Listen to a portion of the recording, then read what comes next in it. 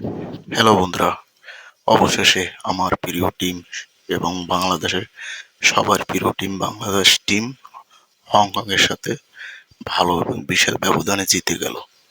তো আমার আজকে এই যে খেলা নিয়ে যে প্রশ্ন যে বিষয়টা নিয়ে আসলে আলাপ করব সেটা হলো হংকংয়ের ক্যাপ্টেনকে যখন আহ, ভাষ্যকার নেওয়া হয় বাংলাদেশের জন্য, যে আসলে বাংলাদেশকে আপনারা কেমন কিভাবে খেলবেন বা কি ভয় পান বা কিছু, তখন সে দাঁত কেলিয়ে পাড়ার পর পাড়ায় বলে যে বাংলাদেশের খেলোয়াড়কে নাকি তারা কোনো গায়ে লাগায় না, শুধু সাকিবরে থাকলে একটু ভয় পাইতো, এছাড়া নাকি বাংলাদেশের কোনো খেলোয়াড়কে নাকি তারা গায়ে লাগায় না এবং তারা ভয় পায় না, এবং এই ম্যাচটা বিশাল ব্যবধানে তারা জিতবে এবং তারা এশিয়া কাপ সেমিফাইনালে সবার আগে পয়েন্ট টেবিলে এগিয়ে থাকবে। সেই প্রস্তাব, সেই আশা নিয়েই তারা মাঠে নামছে এবং মাঠে নামবে সেই ভাষ্যকার দেয়।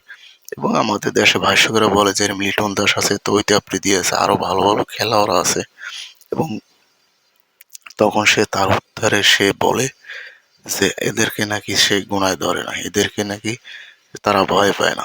আসলে এখন এখন আমার যে খেলাটা হলো, খেলাটার পরে এখন ওরে লাগে কি আর মুরগি পিছা দিয়ে যাইয়া ভুবন পিছা দিয়া এখন কি লাগে কোন?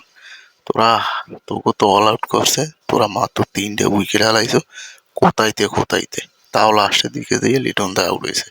এছাড়া তো তবু বোলিং এ কোনো ধারই পেলে না, ব্যাটিং এ তো কোনো খবরই নেই, ওই গেলি অল আউট।